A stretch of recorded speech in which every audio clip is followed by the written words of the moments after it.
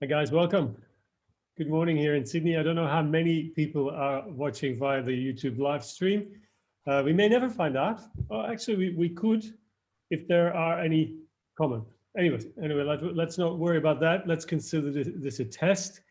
I can see our Sydney contingency on duty. Happy to see that, guys. Welcome. Lee and Addison and Katie and Stephen. Well, you're not all Sydney based. I mean, Addison, you're in Virginia. Katie, you're in Orlando, right? Good. All right, so what's the plan? I'm going to review a few log lines. Some people have posted their log lines to the site to celebrate our 9th anniversary, and they added the genre anniversary, and we're going to have a look at those and then see if we can give some feedback in two ways. One, on the way they're written, the way they're structured, and then secondly, on whether there's a story underneath and whether we like that story, because some of that feedback will inevitably be subjective. I mean, everything is subjective, even the structural feedback, because we use a very particular type of format, and that's not the same as everyone else. Guys, I'm going to ask you to maybe help me keep an eye on any people in the waiting room, because I may miss that. Oh, you may not see that. You won't see, that's right. I'm an admin. You're not admins. All right, don't worry about it. Maybe Facebook. Yeah, that's probably a good idea to keep Facebook open and see if there's any questions there. I'm going to share my screen so you can see the log lines. You know what, the first thing I'm going to do is go to that page where we explain how we structure our log lines. So this is the log line inside. I'm sharing this. I can't see. Oh, there is a 20-second delay with the YouTube live stream. I'm looking at the live stream there, and I don't see the page, but that's because there's a significant delay. Let's not worry about that. If you go to start here. Okay, we've got Russian, great. Russian is on the YouTube live stream. If anyone else is with us via YouTube, just post us a note so we know you're there. And then if you want us to look at your log lines, we're more than happy to do that. We've got an hour. I think we can do about 10. I've got 5 here in on the site, so we've got room for another 5 log lines. So if you want us to look at your log lines, just post them in the YouTube live stream and have a look at it. Even if you're on Facebook, any of the places where we posted this, hopefully we'll find your log line there. You can post it and we can have a look at it as well. So this is the Logline website, which I launched about 9 years ago. At the time, there was a lot of emphasis on log lines, and I saw not a lot of people understood how to write them, and there was quite some confusion about what needs to be in them. So I did a bit of a study, and I realized that there are 3 elements that keep coming back. The element that is central to everything else is the character. Now, the character should be described by elements that bring information to the story, and the name is not one of those, unless your character is part of popular culture. You can use the name. In one of the log lines, we'll see the name of Peter Pan. Everybody knows who Peter Pan is, I hope. So you can use that, or Batman, or any well-known character from our shared narrative history. But if you're writing an original story not based on an existing character, then you are going to describe the character in function of their occupation.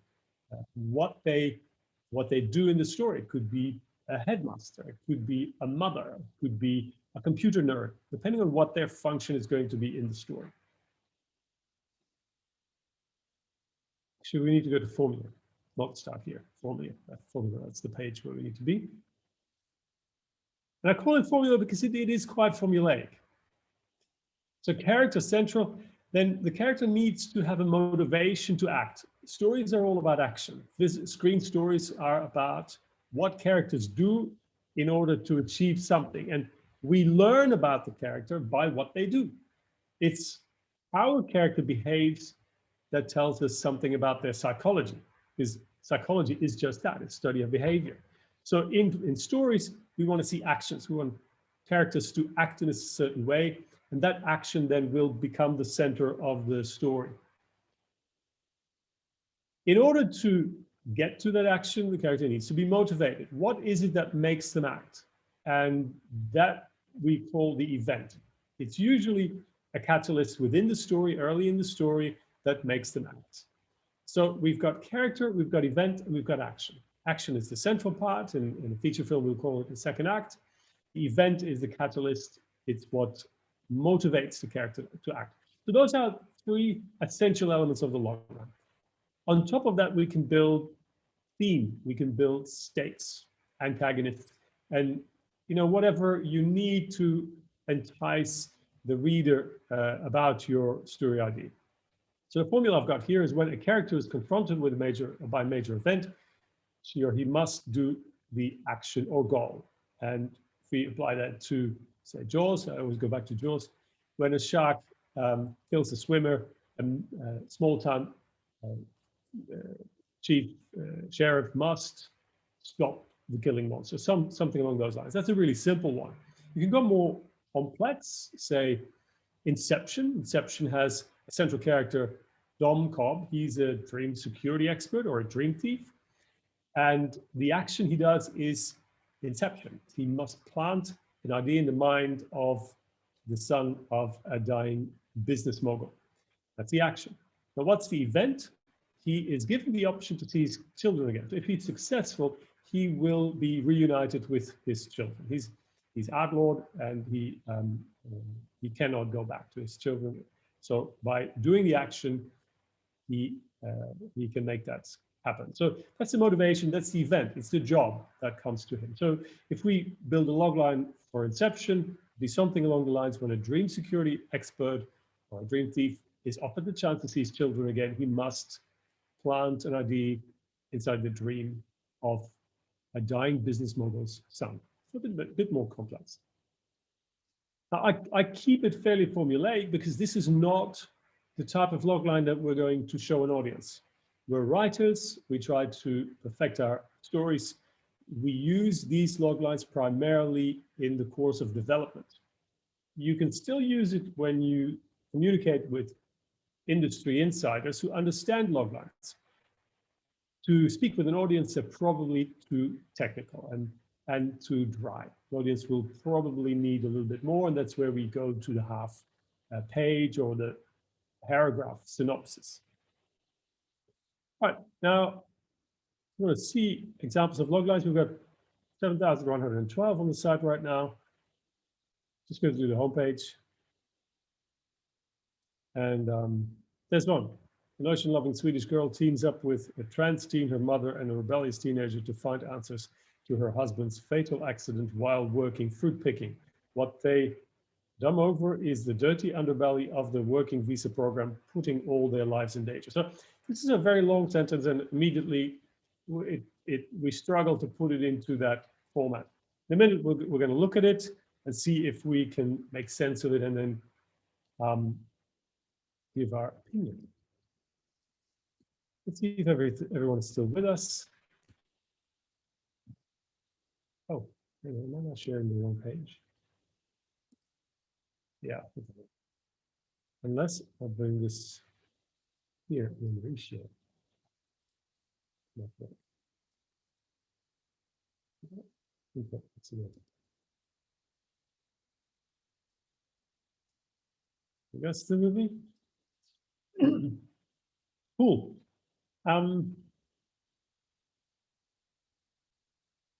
Maybe let's start with a simpler one. I'm going to pick the anniversary category or genre. And there was a short logline a little bit further down.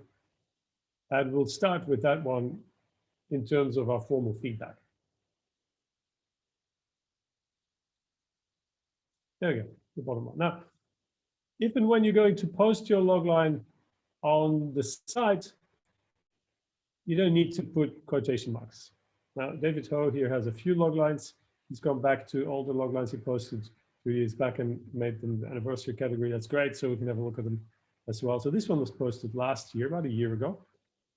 5 college friends must fight off a man-eating mermaid when their party barge stalls in the middle of a lake. That's a nice and crisp one. I think it's a good one to start off. And I'm going to play that to you guys. Actually, you know what? How about we introduce ourselves first? Because this video one day will go public for a wide audience, even if we have minimal number of viewers right now. And we want to know who you are. So let's do a quick introduction, you know, the 30 seconds or less. And so people know where you guys are coming from. Katie, do you want to kick it off? Sure. My name is Katie Rath. I live in Orlando, Florida. I'm a senior at Arizona State University for Film and Media Studies. And I've been working with Karel for about 8 months or so. Cool. Thank you, Katie. Steven. Yep. Hello, I'm Steven Miao. I've been studying, almost done studying at the University of New South Wales here in Australia. I've been studying media and film studies, and I've also worked with Karel for about 8 months right now. So yeah. Thank you, Steven. Addison.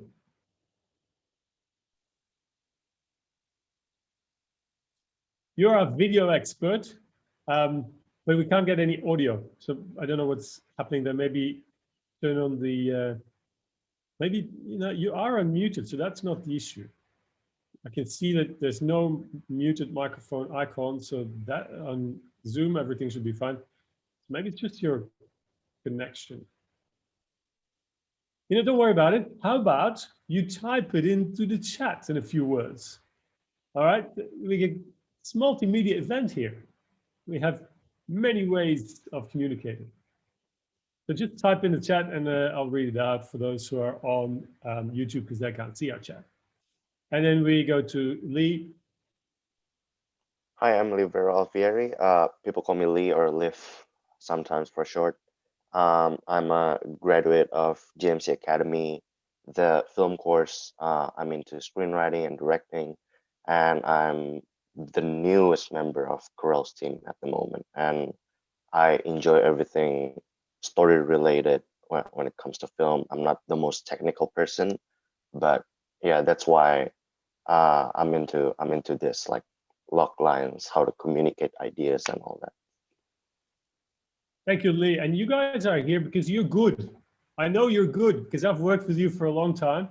And I think sometimes it's a benefit to be fresh out of school because sometimes when you're a working screenwriters don't have that issue. When you try to break into the industry, you're exposed to a lot of voices.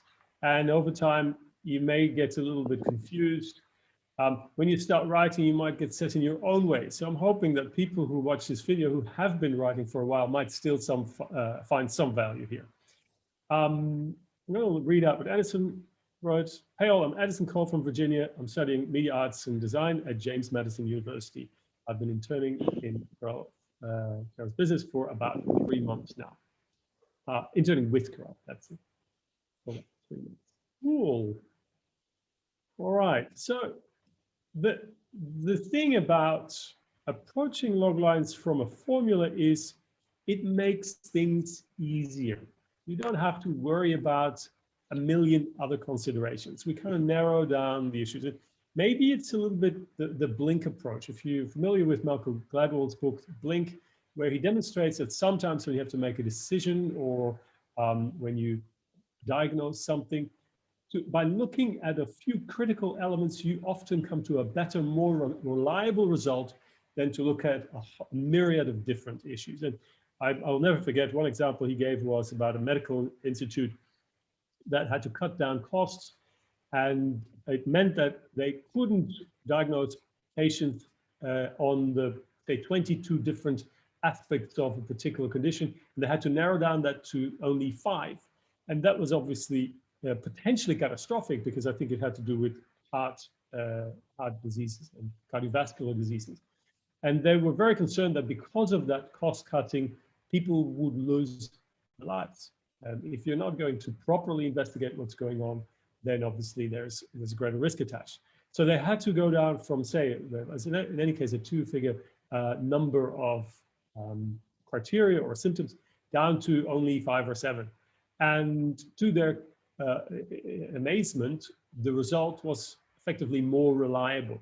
So they found a few criteria that actually gave a better indication of the patient's condition than looking at the myriad of aspects. And I think a logline does that. If you pick the right elements of your story, put them in a logline, it's going to be a more reliable judgment in some way.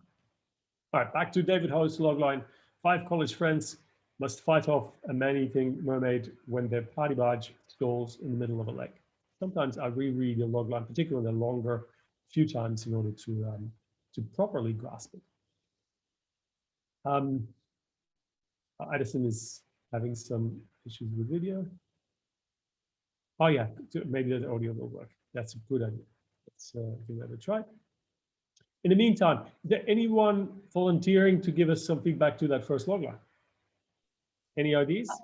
Yeah, I have a note. I mean, structurally, it looks pretty like close to, even though it doesn't start with when. I know who's involved. I know what the event kind of is, and then I know sort of what the stakes are. I guess my main concern with it is filling an hour and a half of time with this idea. It can be done, but can it be done well? It seems a little execution dependent to me. Yep, that's a great note. Anyone else? I think the fact that there are, I think I agree. Structure-wise, it's near perfect. Like it's all clear who's involved, what's happening, what's the event, and what they must do. What's the action.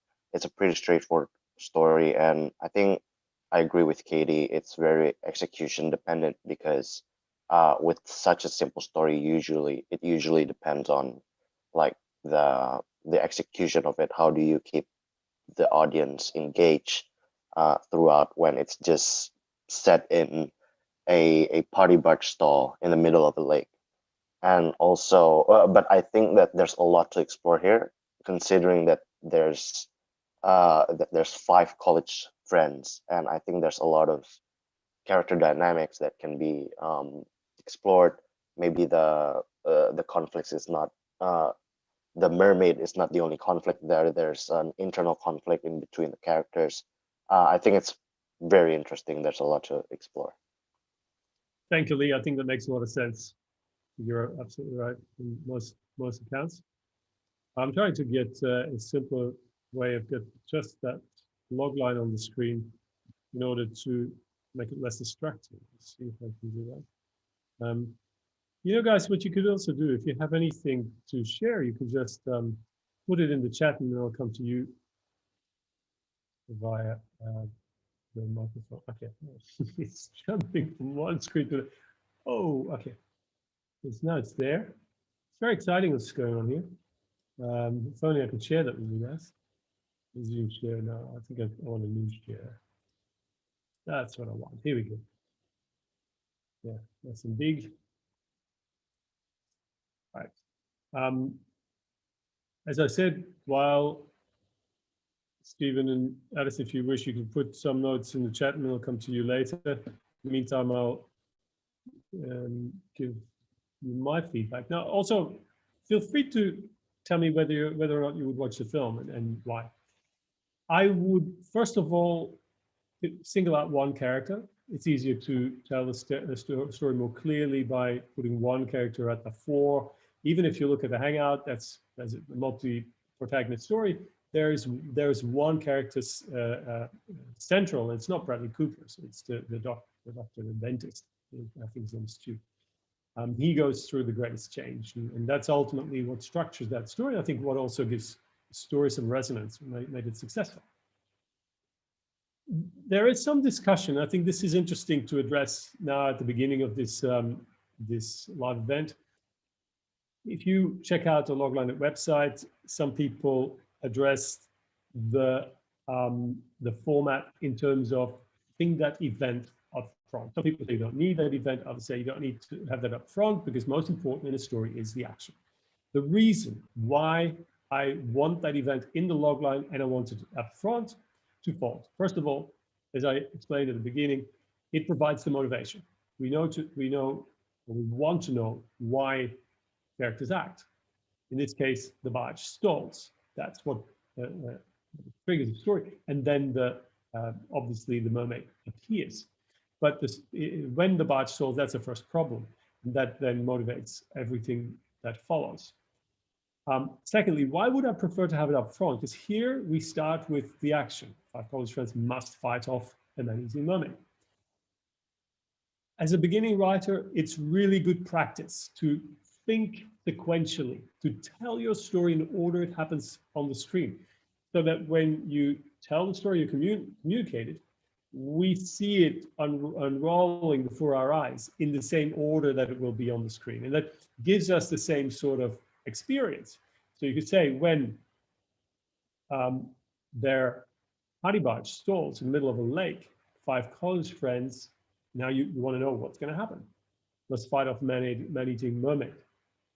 Now you could also bring that appearance of the mermaid forward and make it more clearly the catalyst.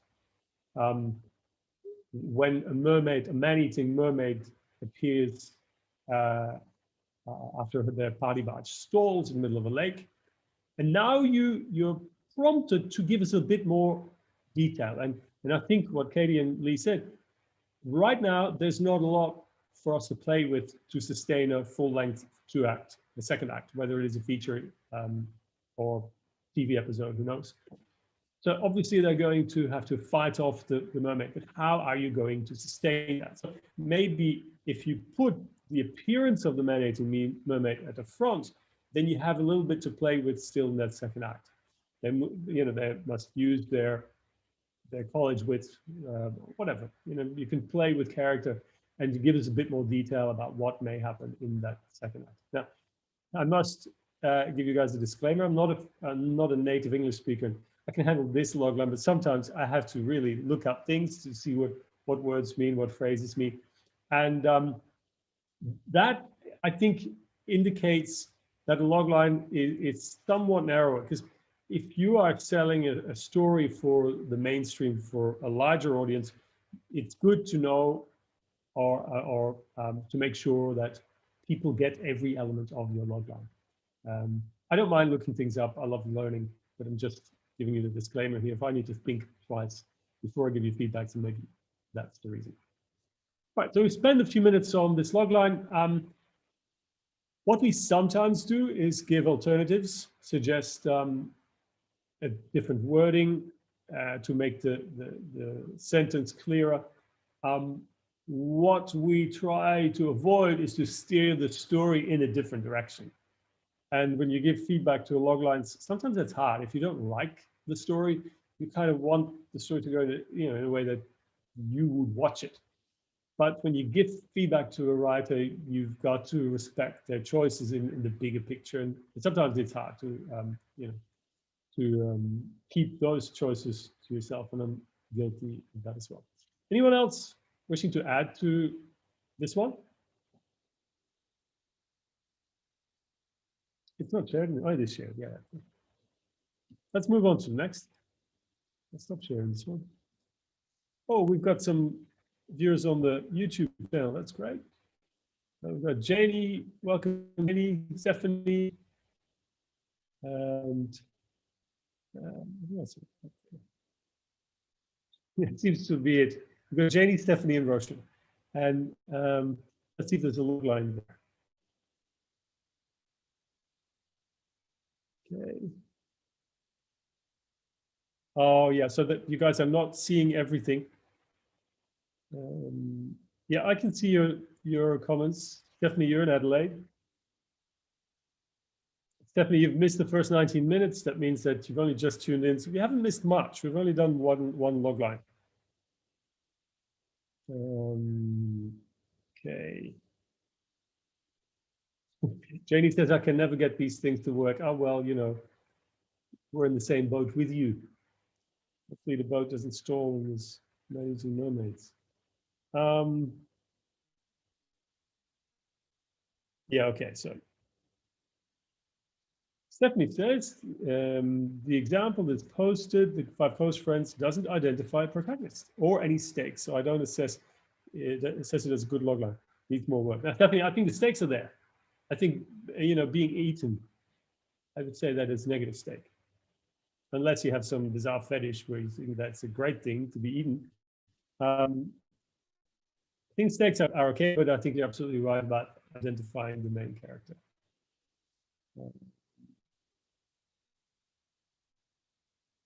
Yes, we have been noticed. Cool. So yeah, if you want us to review your logline, just post it on the YouTube chat and we'll go and have a look at it.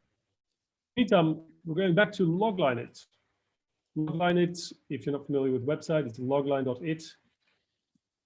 That's the site that celebrates its 9th anniversary. And I am still struggling to get to see how we can share that exactly. There we go.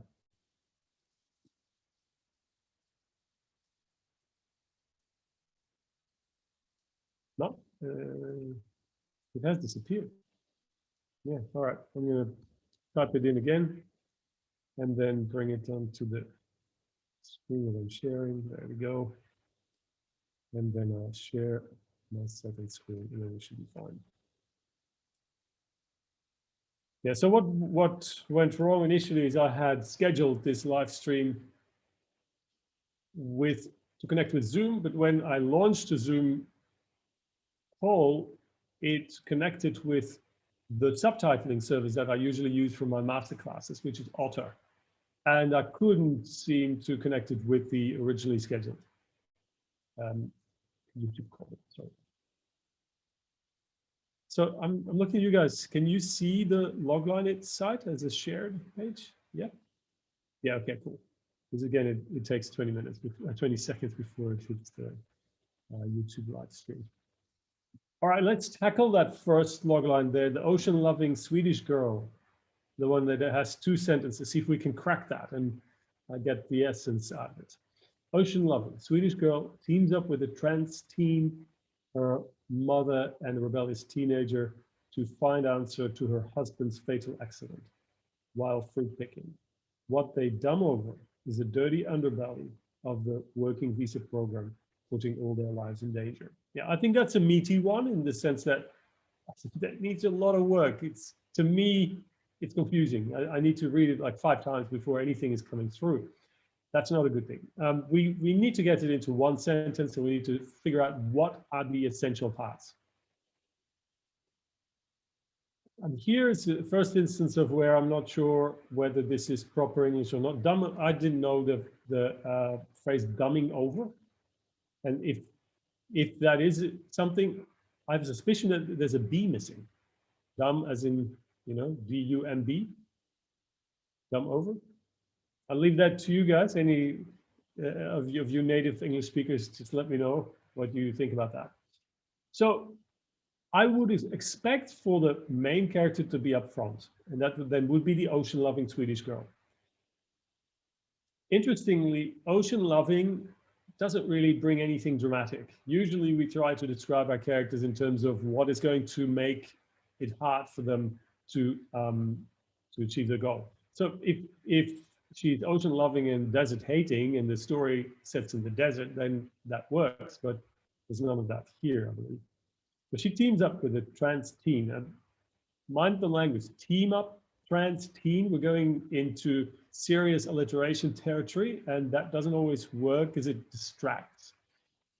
So we've got the Swedish girl, the trans teen, her mother, I guess the trans teen's mother, and then a rebellious teenager. So we've got the trans teen and a rebellious teenager. That's 2 teens and a Swedish girl and a mother. I'm confused already. Who's who? Who matters? Who's the main character? Oh, and then it's about the husband's fatal accident. So that's the mother's husband, I guess, while fruit picking. So the husband was fruit picking when he died. And what they demo is the dirty underbelly of the working visa program, putting all their lives in danger. So that's the world, the circumstances, and possibly also the theme of the film. I think we need to do some serious simplifying here. Does anyone want to tackle and give us some suggestions or a more specific feedback as to the format of this logline? I think you can cut most of the ensemble and just start with not necessarily an ocean-loving Swedish girl, but just have the protagonist, and then, you know, is struggling to find an answer to her husband's fatal accident. And then, yeah, that would be my first tip, I guess, is obviously you're going to introduce the entire ensemble like in the screenplay, but for a logline, I don't know if we need to know the entire ensemble cast of characters. Okay, I'm going to share just the logline here. That will be clear. Thank you, Katie. That makes sense. Anyone else want to add to it?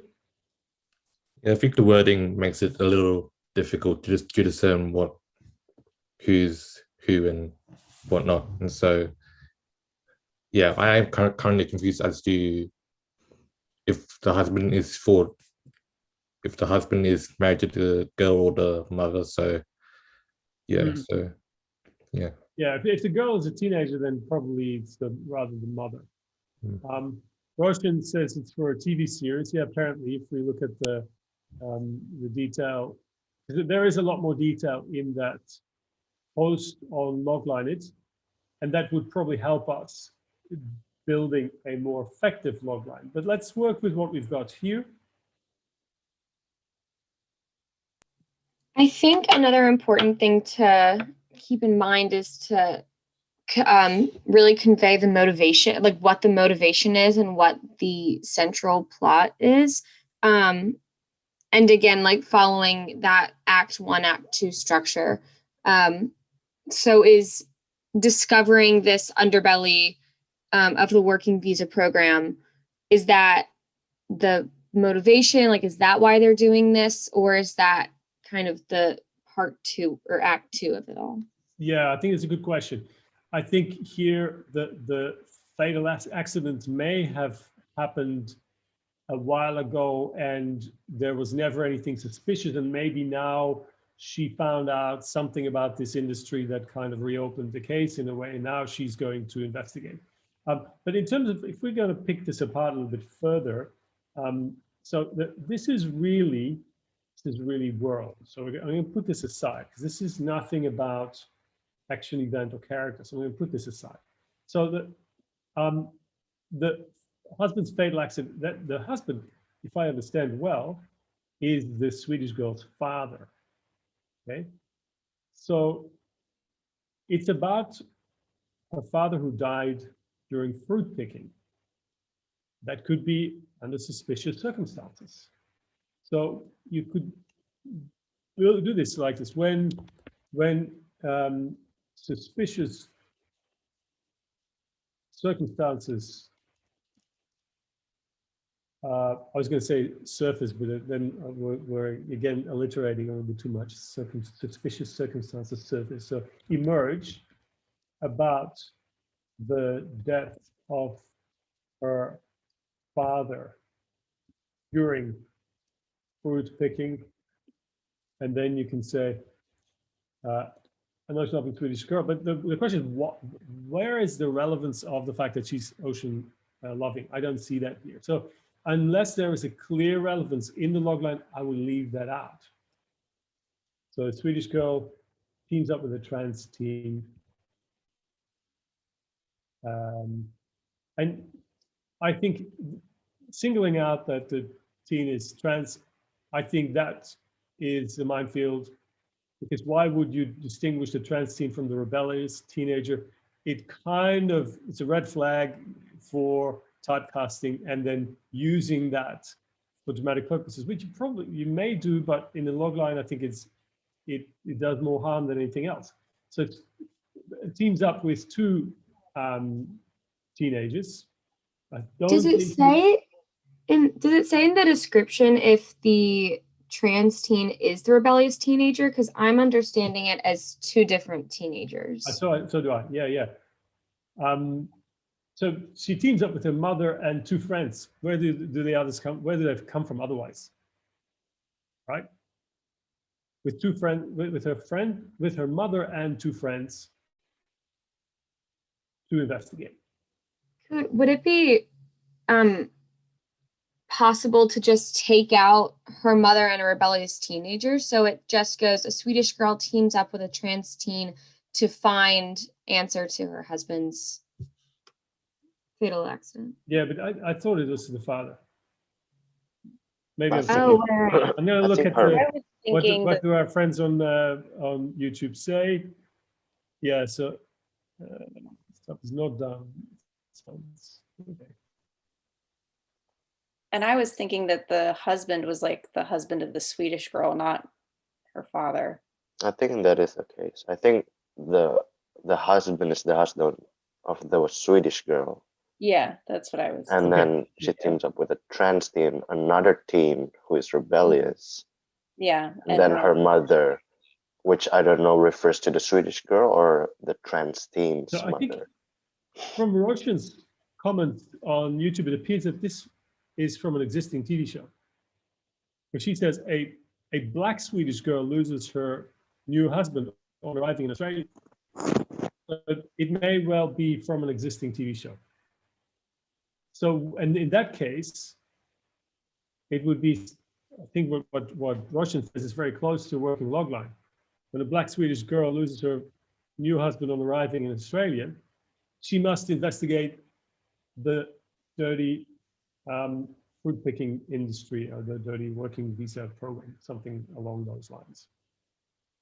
See, the logline that was posted here is pretty far away from that, if it is that. And particularly the family relationships are somewhat unclear if you're not familiar with the show. And we need to keep that in mind. When you write a logline for your work, nobody else knows the story other than yourself. So it needs to be absolutely crystal clear. It may be because you're posting in caps that your message is held for review. That happens on, oh, Roshan, it's your idea for a TV show. Okay, now we're talking. So we're actually reviewing your logline. How come? So this looking for H2O is essentially you. Good to know. Now, we've spent a lot of time on it, and I would go into dialogue with you and take some of your advice in order to improve the logline, but that need to happen offline. I think we need to go to the next one. But I hope that you see the issues here about clarity of characters, clarity of protagonists, and also the reason why we use our format. It is an episode, and although it is sometimes very hard to summarize television into a logline, it is usually possible when you do just one episode. Episodes of TV drama often follow the same dramatic rules as features. Does anyone feel compelled to give a closing remark? I'm going to read Stephanie's version. I like this. The Swedish girl seeks answers to her husband's fatal accident. She discovers an illegal fruit picking operation and is threatened by the produce operators. Okay, that's great as a teaser. What it doesn't do is give us the action. It is event after event. So she loses her husband and then discovers the illegal fruit picking operations, and now she's being threatened. So these are three events. That works as a springboard, as a setup for an episode. But when you're in development and you want to communicate what's going to happen in the episode, we want to know more about the actions. What is our hero? What is she going to do in order to win? What skills is she going to manifest? What is her approach to winning, basically?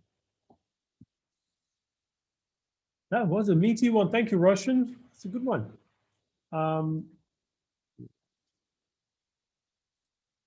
Davidson Mac, I think we've got Janie Mac, so I assume that that's you. I'll read on the YouTube channel whether it is Janie. Forcing the FBI, I'm going to share that on the screen. There we go. Forcing the FBI to reopen her sister's cold case by altering a crime scene, a grief-stricken twin must contend with a cynical special agent and the Bayou Butcher furious his retirement has been disturbed. I'll read it again, now properly, hopefully. Forcing the FBI to reopen her sister's cold case by altering a crime scene, a grief-stricken twin must contend with a cynical special agent and the Bayou butcher, furious his retirement has been disturbed. I like the sound of it. Let's do an analysis. Let's do a diagnosis of this one. I'm going to put it into a text document. It's easier to.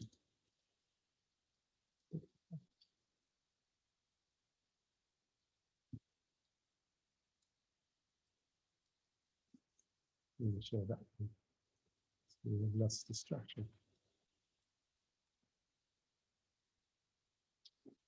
So the hero is the grief-stricken twin, I would say. So she's the character.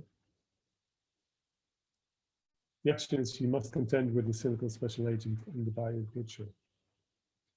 And the Bayou butcher is furious that his retirement has been disturbed. Now, we don't know who the Bayou butcher is.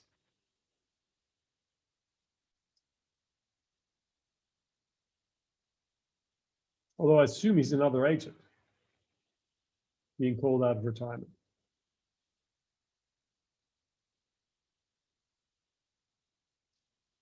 So she must contend with two agents, one cynical, the other one called out of retirement.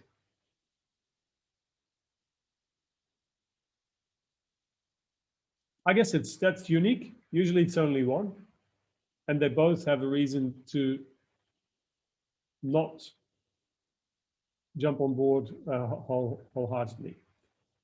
Now, interestingly is this part, forcing the FBI to reopen her sister's cold case by altering a crime scene. That is an action. So here it is the main character who triggers the story. And it's unusual. Usually it's something done by to the character rather. So you would expect for our main character to be motivated to kick into action because something happened. In this case, maybe she just had enough. It was the final straw.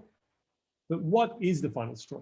It reminds me of 3 Billboards, where the mother in 3 Billboards one day decides it's been enough, nothing's happened on this case, I'm going to take action. And you could argue that the trigger is she sees the 3 billboards and has the idea. She comes up with the idea of using the billboards.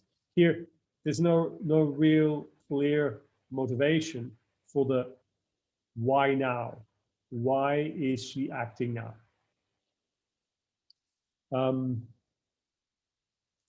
The Bayou butcher is the serial killer. Yeah. So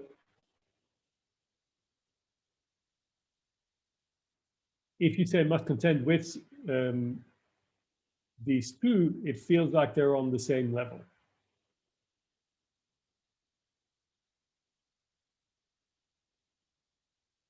All right, I'm going to turn to my team for answers or for feedback.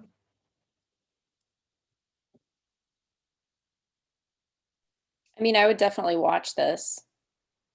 Parts of it remind me of Dexter, though, with the Bayou, oh my gosh, the Bayou butcher, and the Bay Harbor butcher was in the series.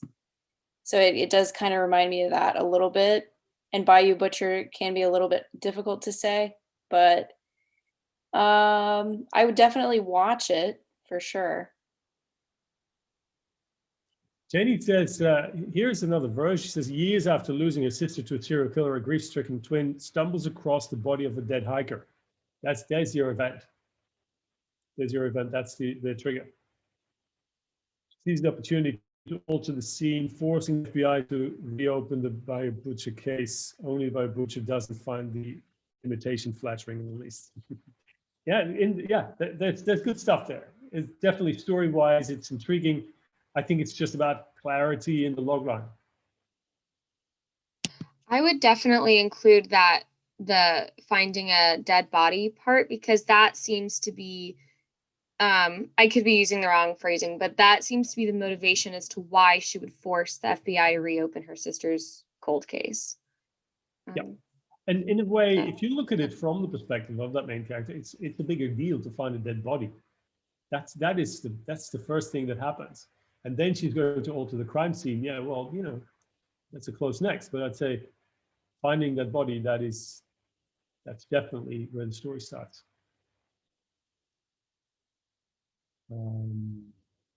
Yeah, Stephanie says it's quite long. We don't know who the Bayou Butcher is.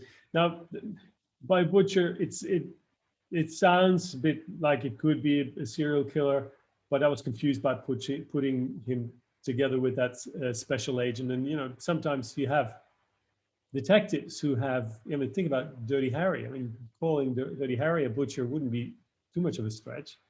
So in this case, it's the retirement of the Bayou Butcher who has been disturbed because he didn't find the imitation flattering. I get it. Yeah. Good. What do you think, Lee? I think I was a bit confused with, as you said, like who the Bayou Butcher is. But now that I know that, oh, he's the killer.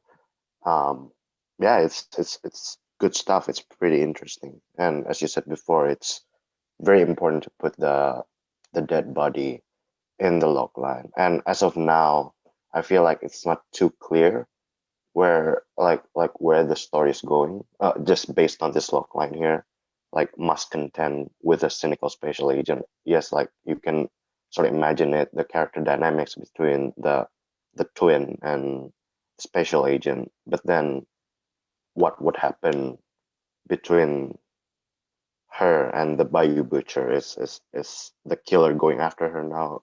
Yeah, it's a bit ambiguous in this logline. But yeah, story-wise, it's something that I would definitely watch. Yeah, so essentially you have all the elements for a strong first act. Bayou Butcher, by the way, it kind of rhymes or alliterates with the Buffalo Bill. Maybe that kind of plants the serial killer in our minds. But as Lee says, it's hard to visualize exactly what is going to happen in that second act. I mean, we have the circumstances for drama, the agent who may not be cooperative, and the Bayou Butcher who may provide some life and death stakes. Good. Thank you, guys. Let's go to our next one. We've got about 15 minutes left to go. I'm looking at our YouTube audience, whether there's any news there. No, we'll just move on. The third one comes from Rio. And I'll share it.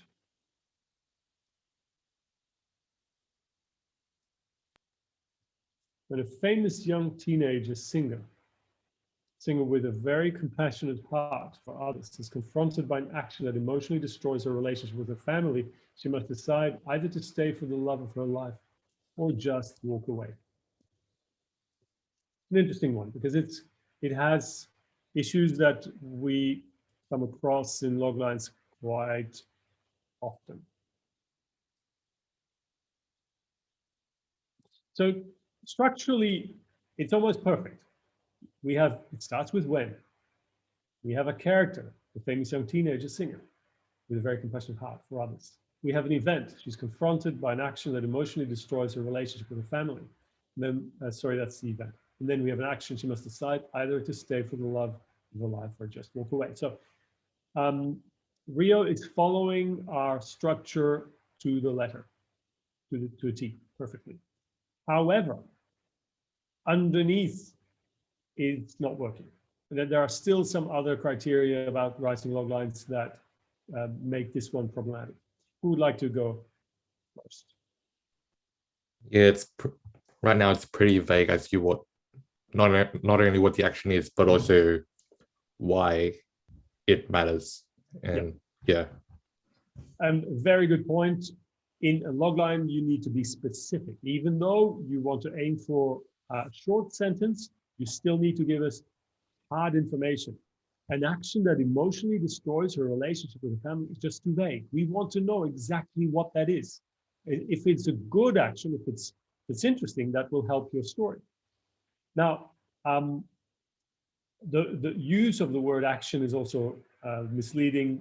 within our format because it is something that happens to her. So it is an event. So we want to know what happens to her that then brings her to the point where she has to make that decision. Any other feedback? I think there's too much. You go first. All right. Oh, no, go ahead, Lee. All right. I think there's like 3 consecutive ambiguity that keeps happening in the sentence. Like, like, what is that action that emotionally destroys her relationship with her family? Like, is it her whole family? Is it one specific member of the family? What does it emotionally destroy her? And also, who's the love of her life? Why does she need to stay for them? And also, what does walk away mean? Like, there's just, I think I get that sometimes you're trying to keep the mystery and the intrigue of a story the same way as the previous Logline that we just reviewed with the Bayou Butcher and with whoever wrote it, keeping it as content with the Bayou Butcher.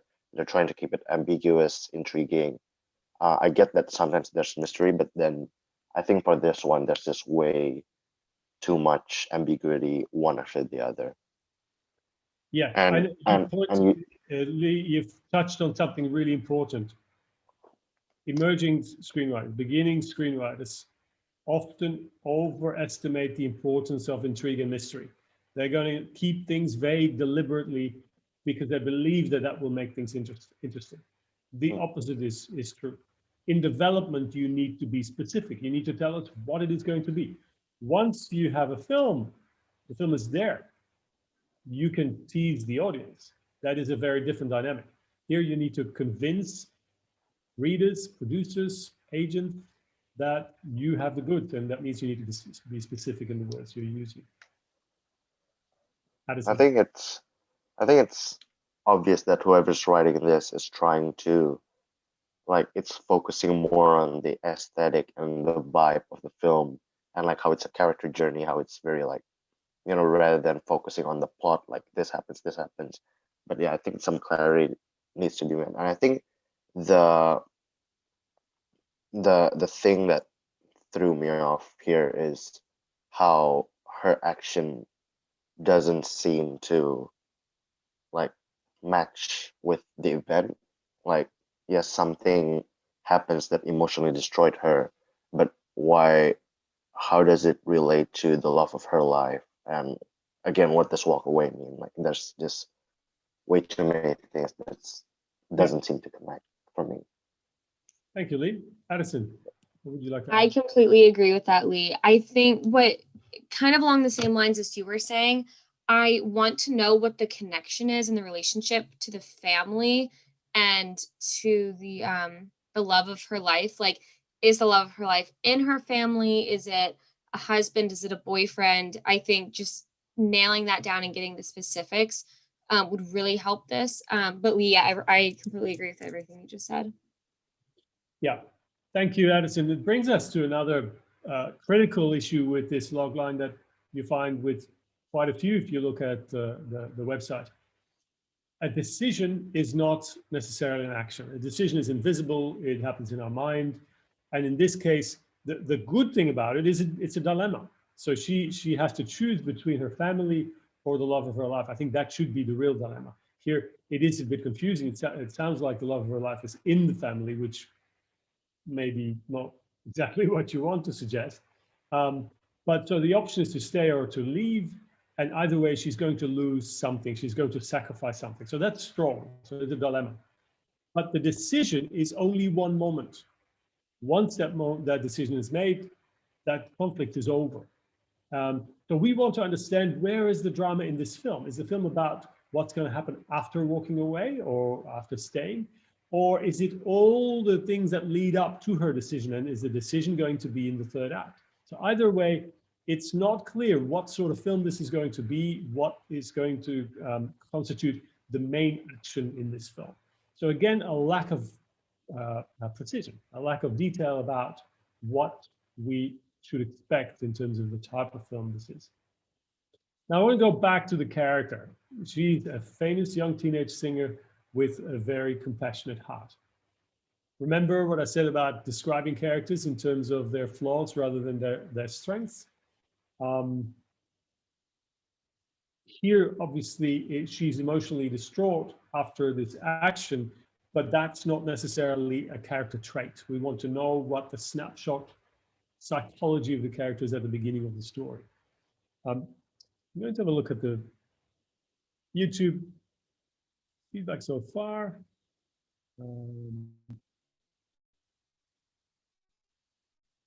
Yeah. Russian says stakes aren't high enough. I agree. It feels like a family drama. And some people are up for that, but that means it will be execution dependent. And the more execution dependent your story is going to be, the less effective your logline will be. So you need to convince us that no matter how this story is going to be executed, it will be interesting. Stephanie says, Omid Young, we know the anger of teenagers. Confronted by man action, what is it? By an action. All right, cool. I So have I a quick hope note. this, Oh, yeah, sorry. go ahead, Katie.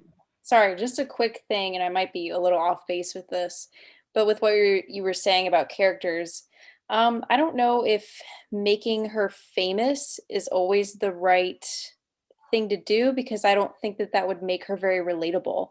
And while, yeah, she's, she's a very compassionate heart for others, and like, that's nice.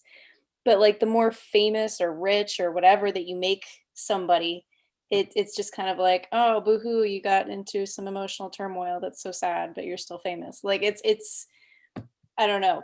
To me, it would kind of just making her famous kind of takes away from her relatability as a main character.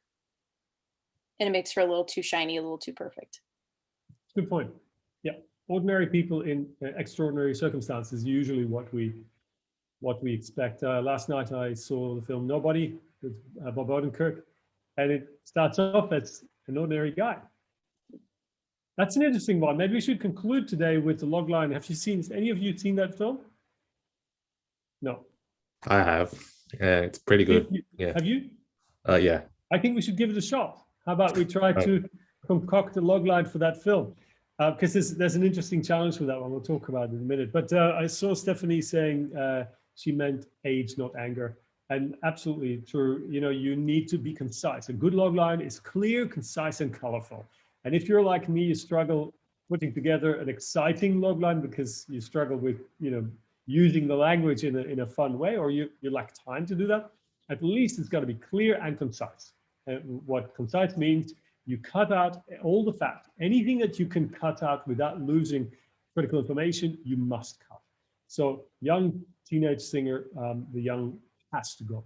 So the famous teenage singer with a very passionate heart. So now, instead of saying with a very compassionate heart for others, I would say a compassionate teenage singer. Or fame. Yeah, okay, if you want to keep the famous. Katie, well, we'll give them the benefit of the doubt. How about that? A famous, compassionate teenage singer. But then again, we're still giving the quality rather than the character flaw. Now, I'm going to leave that for that reason. Now it's a bit shorter. The famous teenage singer.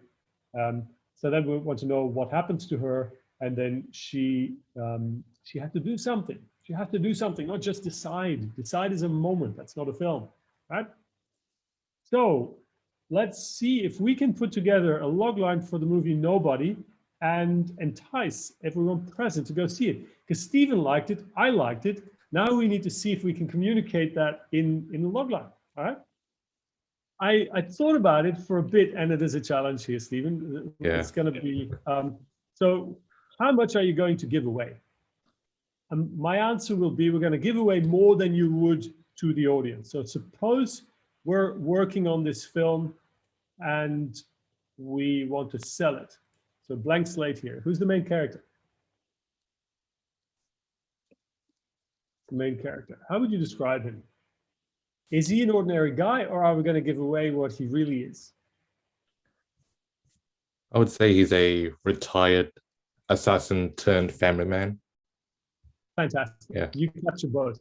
Yeah. So a retired assassin turned family man.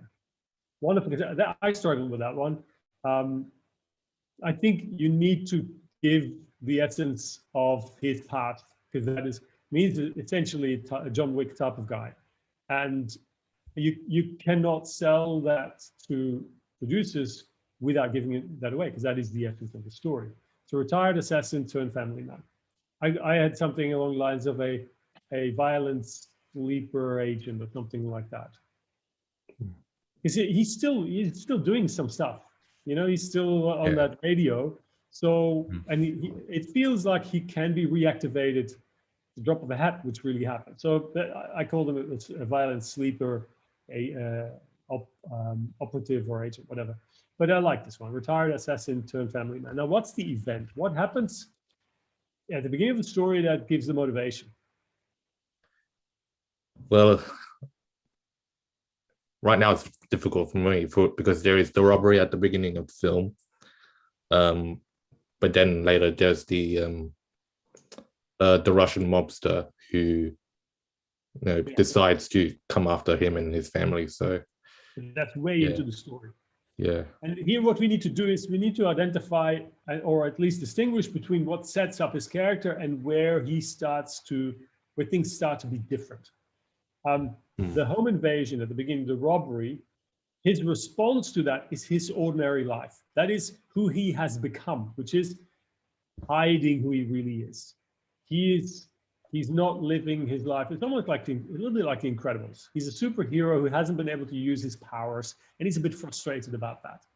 So there's this robbery, and his family, they're not particularly proud when he doesn't do anything. He lets them get away. Well, he could have acted.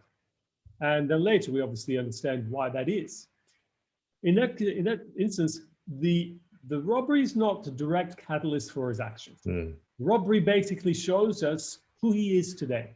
He's someone who's not actively protecting his family to the fullest potential, because that's it's made clear by the response of everyone around him. So to me, that's not the event. To me, it's the fallout of that event, because it's when his daughter asks for the cat bracelet. He realizes that, we've got David joining us. That's great. David's one of the Logline writers. He's coming into the Zoom call. Welcome, David. We're just going to continue. We're writing a logline for Nobody with Bob Odenkirk.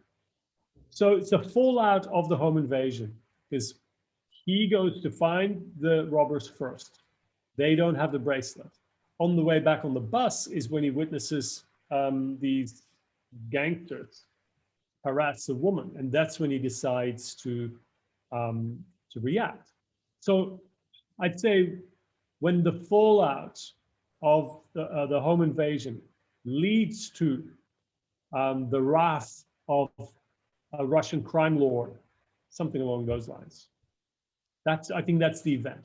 But that kind of covers a significant portion of the film, because that happens probably between, say, 10 minutes in and 30 minutes in, or maybe even longer, maybe 40 minutes. So it's like that first half hour. It's all, you could argue that's first act, because it's not really until his nemesis is identified that we feel what the essence of this story is about. It's about Hutch versus, I forgot the name of the Russian. Yeah, Janie, we're trying to give you the details, so you don't only need to know the essence of the story in order to build the logline. So say when the fallout of a home invasion, what did I just say? Results? Leads to the leads to the wrath of a Russian crime lord. And then we have the retired assassin turned family man what must he do? Fight to protect his family. Protect his family. Yeah. And I'd say while navigating the two identities, I guess, who people believe he is and who he really is. Mm. But that makes it a little bit more sophisticated. I think for a simple logline, you can essentially do when the fallout of a home invasion leads to the wrath of a Russian crime lord, a retired assassin turned family man must fight to protect his family.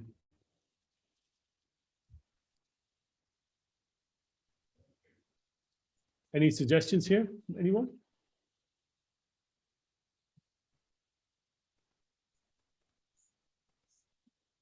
Sounds exciting.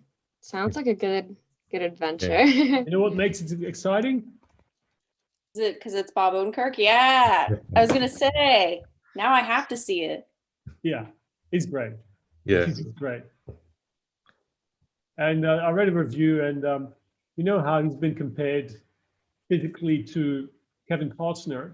Now, obviously, he's moving more into Bruce Willis territory, but he shits all over Bruce Willis. And I think that review nailed it. I think Odenkirk brings the level of sophistication that makes this film exciting. I mean, I wasn't too much of a fan of the second half. I think things get a little bit too easy for him. I think the stakes kind of drop away. His team is just too strong, and his family disappears. They're safe. So yeah, but you know, there's potential there. I have no doubt there will be a sequel. We may have started a whole franchise now with a new action hero who's getting to a nice age. I like seeing that. And the movie All was, right, yeah, it's surprisingly cheap, the movie. It was like basically 12 million, I think. Are you kidding me? Yeah.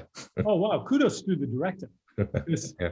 Yeah. It looked at all. I mean, we saw the movie right after a trailer for the next Guy Ritchie movie, and it was almost like Guy Ritchie meets John Wick. But then, yeah, you would expect that to be, you know, $50–100 million. Yeah. All right, so I had fun. Don't know about you. I think we should do this more often and try and get the tech to work. I have no idea what I should do differently in terms of getting the YouTube live stream, but I'll certainly investigate. If any of you would like to help with that, let me know. Other than that, we could do the same thing again, just do a Zoom and share the Zoom link with everyone. And then once we're live, the YouTube stream will go to our channel, and anyone subscribed to the channel will get a notification. All right, any final questions? Let's have a look at the YouTube stream. Yeah, thanks for joining, Janie, Stephanie, Roshan. Okay, Janie said, I don't exactly see how the fallout connects to the Wrath logline was. That is a challenge. That was because there are a number of steps. And I think if we were to give those steps, it would get too long. So as I said, it was the robbery led to the disappearance of the bracelet, and the bracelet led to him meeting with these guys on the bus. And then when he eliminates, or when he disables them, then it turns out that one was the brother of this crime member. So you could turn it into a way where it's his action that triggers the event. So when he accidentally, but I don't like that when loglines have people doing things accidentally. Because I mean, he's inadvertently, I guess he inadvertently hurts the brother of the crime lord. But that's your homework. Do a better logline for nobody. Everybody's out there. Post it in the comments of this YouTube video, and I'd be very keen to see what you do with it. Or post it and logline it. You can post it as an example.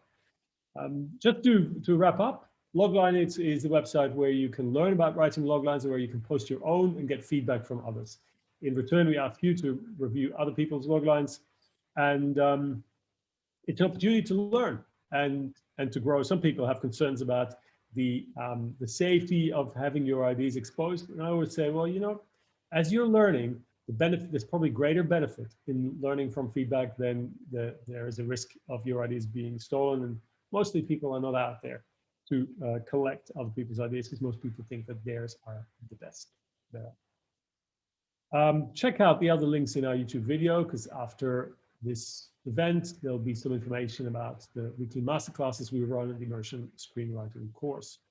And the only thing that rests me is to say a big thank you to my team for rocking up today and for being an amazing team. Thank you, guys. You rock. And hope to see you all maybe for our next masterclass and otherwise for our next Logline event. Thank you. Hey, Karel, before you end the live stream, I saw in the comments that Stephanie is asking more about the master classes and how they all work.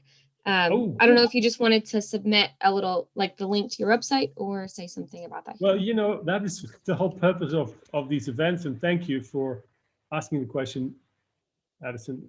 I'm going to share my screen. I'll show you how you get there. It's really simple. You just type in mc.screenwriting-courses. That's it, mc.screenwriting.courses. And there you'll get all the information about the master classes. And at the bottom, you have a few examples. You can look at these samples and then sign up for 1 month, 2 months, or 6 months of classes.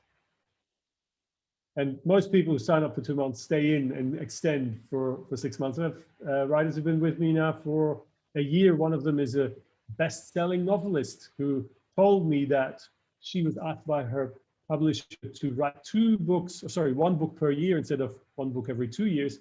And she says these masterclasses may well help her achieve that goal. So I'm very, very happy to hear that. So these are the masterclasses. If you are interested in our online screenwriting courses, one for feature and one for television writing, just do screenwriting.courses. You take the MC from the front of the URL and you have immersion television and you have immersion screenwriting. Both are online courses, run for about 7 weeks each, where you read a selected number of screenplays. And there are some tasks for you to perform it. It's a self-paced course. As part of this course, you are invited to also join our masterclass. So that's included in the cost for these courses. I hope that is answering your question, Stephanie. Oh, good. Yeah, you got the YouTube notification. That's fantastic. That's what I was hoping, and I didn't have any confirmation about that. Wonderful. Thank you again. Thank you, Addison. Everyone else. See you next time. Bye.